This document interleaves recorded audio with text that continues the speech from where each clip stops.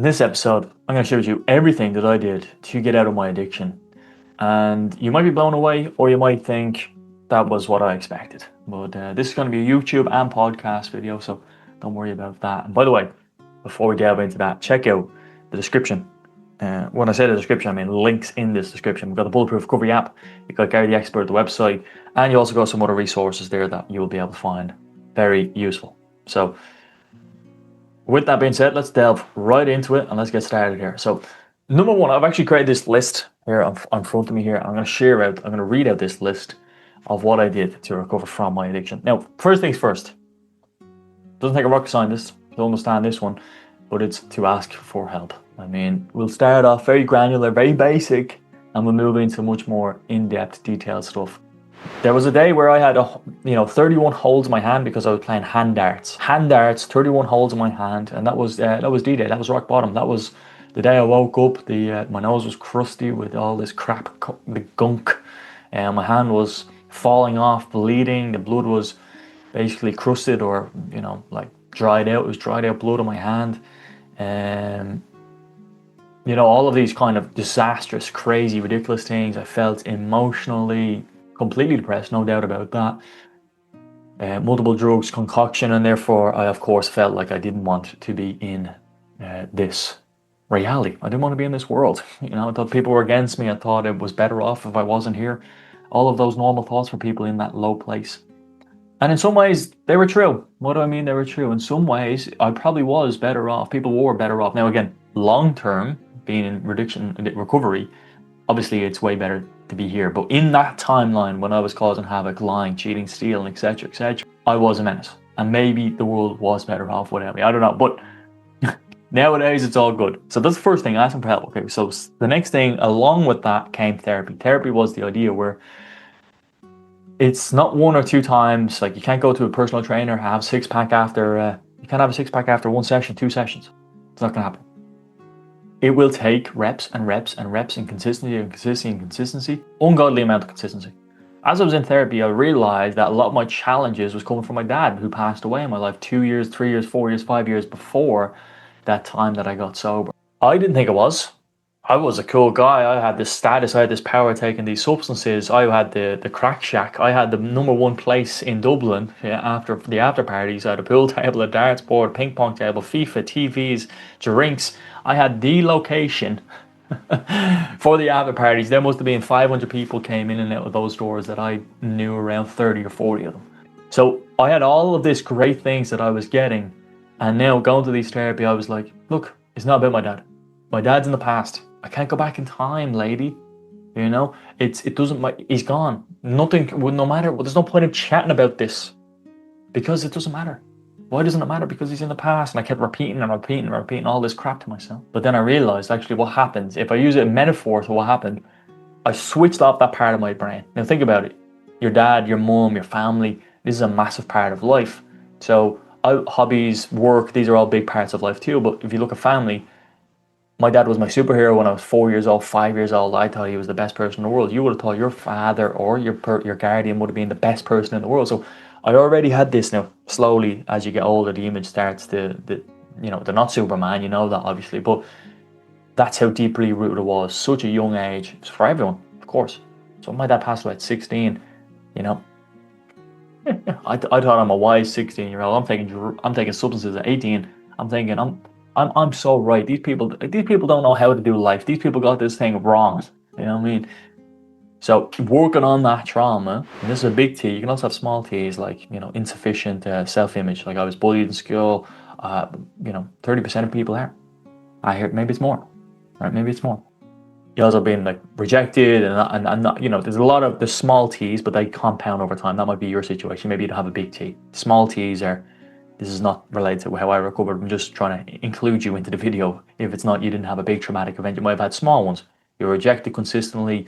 You consistently compared yourself to XYZ person. You always got judgment. You got laughed at with criticism, etc., etc. These are all types of rationales for small. So that build up. All right, let's move on to the next one. So as I was in recovery, one of the first things I did was buy a book. And I wish I had the book with me, but I gave it to one of my clients. And if you want to become a client, maybe check out the description. Again, Gary the Expert booking a call. There was a book called The Chimp's Paradox by Dr. Steve Peters, Professor Steve Peters. And the Chimp Paradox basically was a book that started revolutionizing my mind. Well, I realized, and by the way, goodness gracious, just what's coming up for me now is this idea where my family, I was afraid to talk to my family. I was afraid to ask for help. I was afraid to talk to myself, which is a very, very interesting reminder of addiction. I didn't want to look at myself, talk to myself. I thought it was weird talking to myself. I thought I was a creep. I thought I was crazy. You know, I even asked one of my family members, do you talk to yourself? And they were like, of course, all the time. I was like, oh my God, thank you for helping me. And they did help me. They paid for car insurance that year as well, €1,000. It's forever in debt. Indebted. It's a beautiful thing from the family can do. I also stole from family as well, which burned a few bridges over there. But the other dynamic of the family helped me a lot. After I got that book, I wasn't alone. And what do I mean by I wasn't alone? That I realized that I was creating all these traps for myself in my mind. Reading this book, again, you might have a different book that you're on your recovery journey. It's not going to be this one. Maybe it is this one. But there's the stuff that starts clicking on you when you're starting recovery. They don't click on you when you're in active addiction, because why would you read those things? They're for crazy people. You know, going to the libraries for weirdos. But that's what you think when you're an addict. You don't think those things when you're in recovery. You think they're cool. You think they were right. You think all those kids playing Pokemon was weird when you were younger, when you realize actually they were the cool clan. They were literally in a clan. They had a group. They had a community. They had routines. They were organized. You know, they were the real G's. You know, even though I don't do that, but they're still cool. So, started reading multiple books. Started running for the first time ever in my life. I've got a picture on my phone saved of day 2. I don't know where day 1 is, but day 2. I was afraid to speak. I was afraid to speak at home. I was afraid to speak to myself. I was afraid to walk outside. I was a shy kid who, if I saw my neighbor, I'd want to get running. So now this is day 2 and I'm actually running. What's going on here? Well, I'll tell you, on that day 2, I ran down the road. I was bollocks. Yeah, I ran 400 meters. No, not even 400 meters. 400 meters is half the... I ran 100 meters and I was tired. I can run for a long time right now. It's great. It's great. So all of the habits that I started back there at day 2 lead me and helping me today in my current fitness life. Started reading, started running.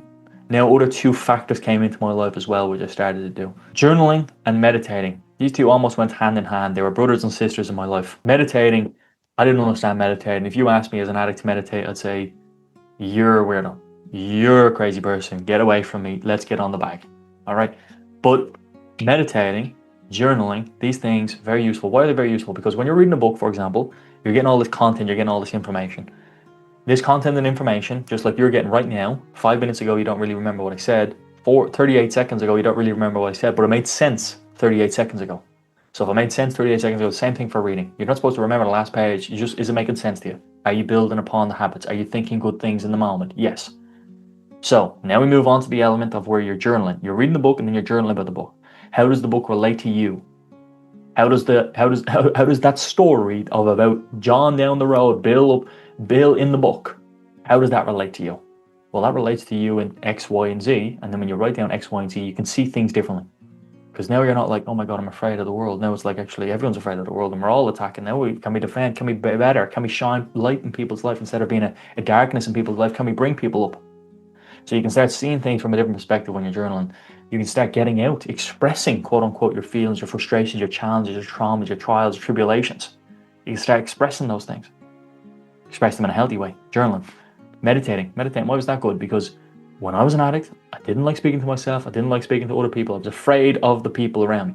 Now I'm meditating. I'm okay with myself. And here's an old African proverb. If there is no enemy within, the enemy without can do no harm. If there's no enemy within, the enemy outside can do no harm. I was afraid of inside and out. Now I'm only afraid of out because I love myself nowadays. Right? I don't need substances to make me feel like that. So these cornerstones, all still early recovery. Therapy, journaling, reading, running, and reading. Yeah, they were cornerstones, very important. Some other books that I would have read on that recovery journey. Man's Search for Meaning by Viktor Frankl, fantastic book. I have it here in front of me. Think and Grow Rich, solid book for growing as a person, as developing skills, particularly in recovery. Why is it? Because it talks about high-level categories. Commitment is way higher than you need to go to the gym. Commitment is much more important in recovery than having family support. Commitment is much more important than having a good job or having Commitment is higher, it supersedes all of those other things. Because if you've got commitment and you've got a bad job, well, commitment wins. If you've got commitment and you've got no family support, well, commitment wins. If you've got commitment, and it doesn't matter if you go to the gym or not, you've got commitment. Commitment to recovery supersedes any of these lower tier things that you could do on recovery, which again, having good family support is obviously a benefit. Going to the gym is obviously a benefit, which I also started at some stage. Also having that, a good work, they obviously help. But commitment to good or bad supersedes those things. So Think and Grow Rich talks about those higher level categories, and that's why it's very, very good. Paul McKenna, Instant Confidence, How to Be Wealth or How to Grow Wealth. Beautiful books. T. Harv Eker, Millionaire Mind. Do you know those books, those dummy books? He's like these yellow copy books. Yeah, dummy books for like finance, dummy books for CBT, so dummy books for psychology, dummy books for English language. So CBT was one of those books I would have got. Dummy books, funny. At this kind of stage, I'm not somewhat in the gym yet. I'm working in Aer Lingus. I'm also taking these action where I'm in at 4 a.m, but at 3 a.m. I'm getting up and I'm working out. I mean, that's just awesome motivation. That's just really cool to say that out loud. It's really cool to think about that. It's really, really nice. I'm going down and I'm making breakfast. I'm learning how to make scrambled eggs. I'm learning how to cook. If you ask me to make scrambled eggs, I'll tell you, you'd be impressed. I'm just certain of it. Doesn't matter how you like them. Inside out, upside down, black and white. I don't know what they do in America. They've got random words for eggs. But goodness gracious. All right, Tony Robbins is another. This is probably the biggest lever in terms of my change and my psychology, my mindset. Why? Well, what I started learning was this really important lesson. The really important lesson is that if I spend time, watching, let's say, iPhone reviews, my interest in getting a new iPhone goes up. If I spend time reading a book around psychology, starts thinking in concepts of psychology, I start analyzing what I was reading, analyzing what I was thinking over the next week. If I spend time just playing video games all day long, my brain is then thinking about the next time I'm going to play video games or what video games are coming out. If I don't think about video games, I don't care about video games, so therefore I don't know what game is going to come out. I don't know what's happening in that space. So again, what I'm getting at is the more time I spend in a certain space, the more content, conversations, people, etc. I'm going to look, listen, hear around those types of things. So the more time I was in addiction, the more conversations I was having in addiction, the more people I was talking about in addiction, the more things I was trying in addiction, because I was in the space of addiction. So when I'm listening to Tony Robbins, I'm in the space of growth. I'm in the space of happiness, enjoyment, doing all of these crazy actions, but also getting great tools, getting great strategies, getting great coping mechanisms. So I'm learning, which I didn't know I was doing all of this stuff at the time, but still same principle today. The more time I spend in that space, Tony Robbins space, or any of these book spaces, the more content, the better information I'm getting. So the next outside of the books. All right. I also started doing these things around courses. All right. I started doing courses. I got 40 points in my Leaving Cert. I'm very happy and proud to say that, because it literally does not define me in any way, shape or form. In fact, it's a very great motivator in my life. There's a way I shifted my psychology as well. I was the biggest girl. I was stupid. I was dumb. These are parts of the reason I was bullied. 6% history tests. It's just absolutely hilarious score on my Leaving Cert. But how I flipped those narratives, same with my dad. It didn't matter. It was in the past. I couldn't do anything about it. But now it's actually almost a blessing that he's passed away. I have great memories that I have. I can talk about it. There's funny stories I've heard of him and times that I have, again, with memories. Shifted the narratives on my Leaving Cert results to be more of a positive thing, more of a driver in my life. And that's, I would say, gold standard. You've got a certain trial, tribulation, pain, shifting that into a positive in your life. That's a cornerstone of recovery. That's massive. So then I started taking courses. Nutrition course, I got a nutrition diploma. I don't know if it's up there in the wall behind me.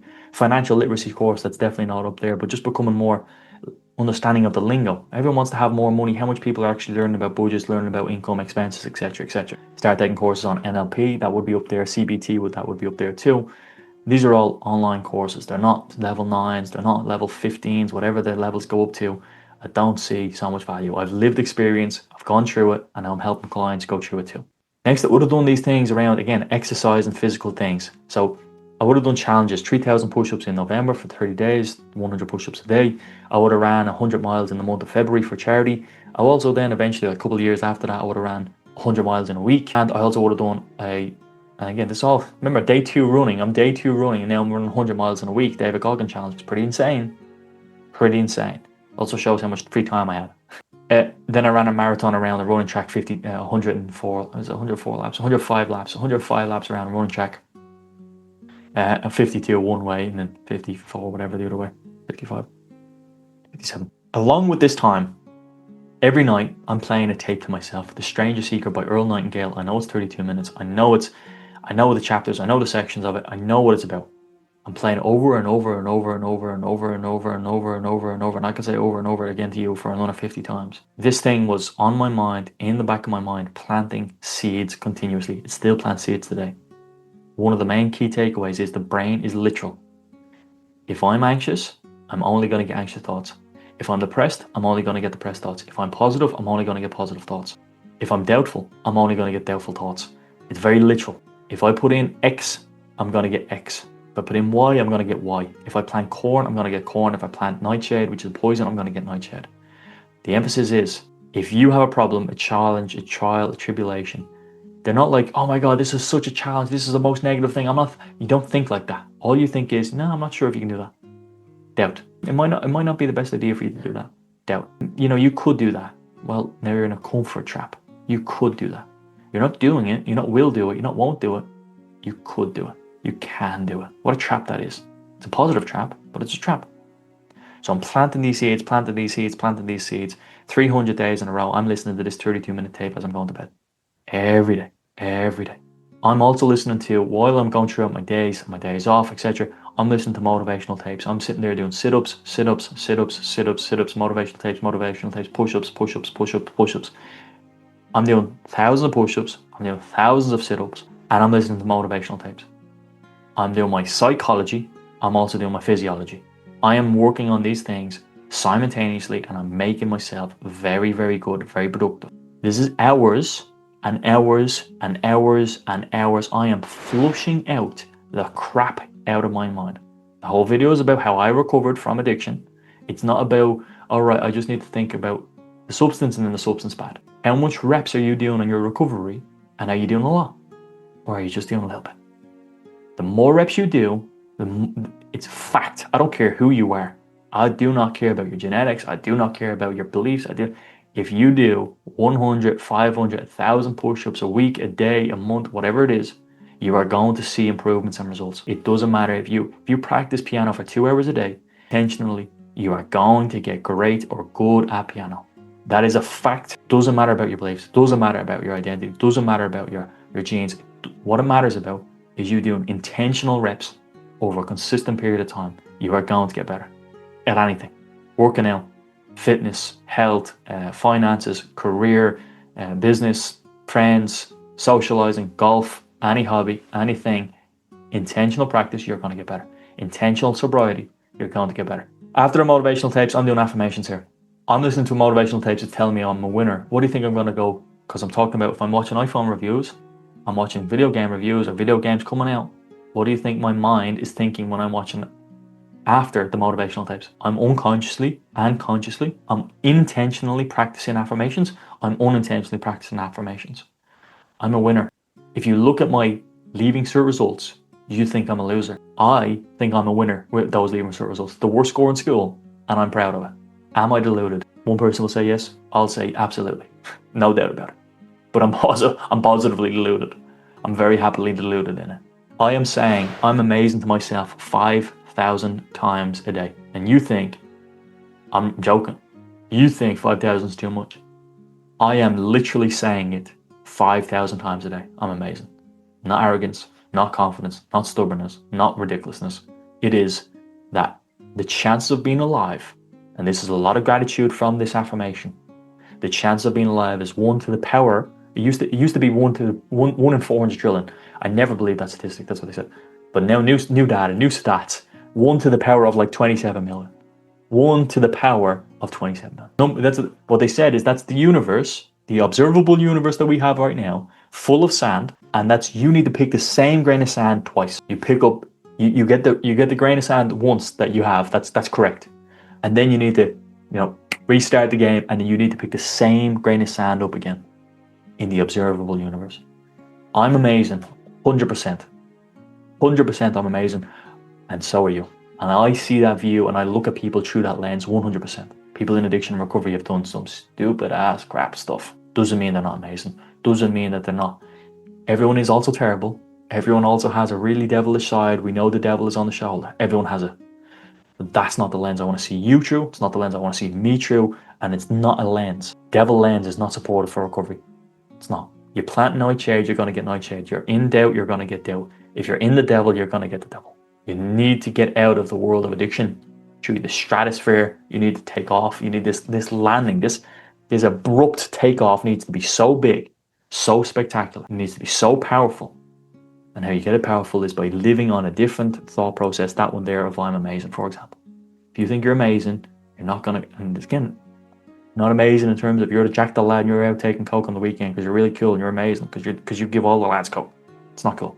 I'm taking notes through Tony Robbins videos on YouTube, hours and hours and hours, motivational tapes. I'm writing down goals right now. I'm joining little courses, Rob Dial, Mindset Mentor.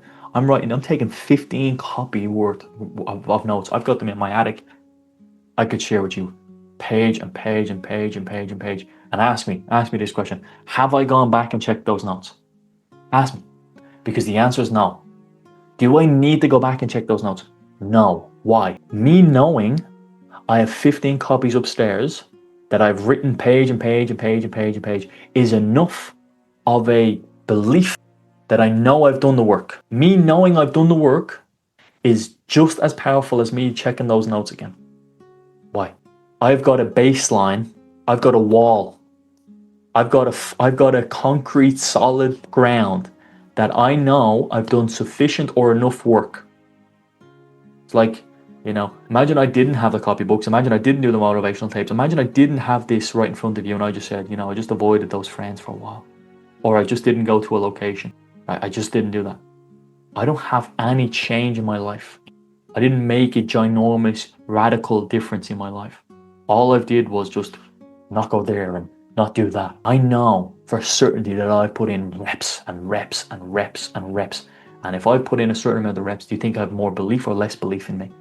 Of course I have more belief. The boxer who's going to go into a professional fight, do you think that if they've put in really hard work, that they're going to have more belief in their fight compared to someone that's put in no work?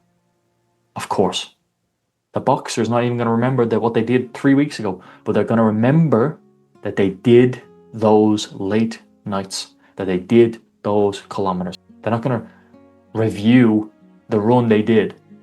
They are going to know that they did it. The same thing for this. Getting those pen to paper for hours and hours and hours and hours and hours. I think I would have went through every single Tony Robbins videos twice, 3 times. I'm listening to podcasts, I'm taking courses, I'm going to these seminars, retreats, events. I'm going to them. I started dressing better, looking at myself, talking to myself differently, started brushing my teeth, starting to take care of my self-care. I left my friends, some good, some bad. I'm definitely bad. I'm not amazing when I'm with those people. I wasn't amazing when I was with those people because I was a bad influence, just like most addicts are.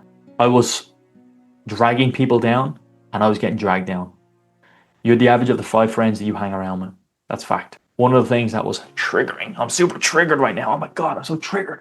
The standard of diet, physical body of the friend group is not at the standard or sufficient that I'm happy with. Every single week, it was just alcohol and it was I have no money. I have no money, that's going to bleed into my life. They've done a survey where, I think it was a study, I don't know, I wish I could get it for you, I wish I had it on the top of my mind right now. But if you add up the 5 best friends, if you add up their income, you take the average of that, that will be very close to your average, that will be very close to your income. That's a study done. If I'm in a car with 5 obese people, where do you think we're going to go for dinner? If I'm in a car with 5 personal trainers, where do you think we're going to go for lunch? It's going to happen naturally, not, hey, look, we're all obese and we need to go to eat in KFC because that's what we do. No, it's going to be like, oh, you know what I'd love? I'd kill a this and that restaurant. And then you'd be like, that sounds great. That's natural. That's not deliberate. That's not like, oh my God, we're going to go and be even more obese at the end of this. We're not thinking that. We're thinking, oh, that's nice. So left friends, important reality. Maybe I don't even think it was one of the biggest steps, but I will To other people, it is one of the biggest steps. I know it's much better than staying in a comfort zone or staying in a place that is going to keep feeding something that I don't want to keep feeding. In order to grow, you got to grow. Yeah, you can't stay in a trap and expect to get out of the trap. I've got 4 more on this list. I could probably go on for a bit more, but I'm going to go with 4 more. I abandoned alcohol. My 21st birthday was the last time I drank alcohol. 2 or 3 months later, I took an ecstasy pill for some random reason in my bedroom alone. Don't know why. Because I had some, actually. Because I think I found something along those lines from a long time ago. Abandoned alcohol on my 21st birthday because I got blackout. Yeah, I just got blackout on my 21st birthday and I don't really recall. So I was like, obviously that's not good. Right? So abandoned alcohol, that was a decision that's made. I'm over 7.5 years sober. I started asking myself questions. I don't know what I mean by that, but asking myself questions of goals, purposes, philosophies, identity, how I want to be viewed, how I want to be living, how I want to be in a friend group, how I want to feel, how I want to be, what emotions do I want to live or breathe. Charisma, confidence, humorous, playful, happy, upbeat. These are all beautiful words that I like to hold close to my chest. They're intentional words. They're not just randomly that they didn't happen. They're intentional. I planted those seeds. I want those things. So I'm gonna try to be those things, and I am being those things. I've done public speaking, started doing Toastmasters. That was genuinely a massive and great thing to do. Improve my communication skills. Remember, I failed Foundation English. I went on to write 2 books. One became an Amazon #1. Failed Foundation English. I was the biggest stupid person in the world. I love it now. I didn't love it back then, but I love it now. It's a great narrative. Done public speaking. It was very good for my confidence. Very good for not using filler words and stops and sounds. All of those eliminated from my language and my vocab. Now, I do have a problem with speaking too fast, but that's a problem that I am okay with. Last on my list, I started jiu-jitsu. I asked myself, I have one image in my mind that's etched into my soul. That one image is me looking in the mirror when I'm an addict and I'm thinking I'm a lost soul and a useless individual right now. I think I'm an empty person inside of my body. I'm a shell in this body. That's what I'm thinking. That's that one image burned into my mind that I can see it right there in my mind right now. And I'm saying to myself, what's the most masculine, the best thing that I could do to build my identity up? Joe Rogan's talking about jiu-jitsu. Jocko Willock's talking about jiu-jitsu. Tom Hardy's in jiu-jitsu. Jonah, whatever his second name is, Jonah Hill is in jiu-jitsu. There is, I get goosebumps thinking of it, a transformation that I said to myself, what's the best thing I could do for me when it comes to this area of my life? And it was jiu-jitsu. 3 years in, I'm very happy that I'm doing it. And very proud. What do you take away from this video? This episode? Is it simply just think the substance is bad and that's enough? Is it simply that there's too much work? Is it simply that there's just the right amount of work? Is it that worked for him and none of those things will work for me? Is it it's too much, it's too little, or I don't know if I'm ready or I can't? I have 0 urges, 0 temptations. I'm very grateful for those things. I'm very grateful to help people. What do you take away? I gave you my story. Maybe you get into meetings and maybe you live a life through that way, which is absolutely perfect. I appreciate you. Check out the links in the description. Great resource on Gary the Expert, the Bulletproof Recovery app, download on iOS and Google Play Store. But with that being said, I'm going to love you and leave you. Remember, you are amazing. I've mentioned that many times in this podcast. I hope you have a beautiful, blessed day on this beautiful and blessed day, even if it is cloudy, rainy, thunderstorms. There is a blue sky behind all of those things. And, dawn always breaks after dusk. Dawn always breaks after the dark. There's no enemy within, there's no enemy without. I'm going to love you and leave you. You're amazing. I'll see you in the next episode. Goodbye.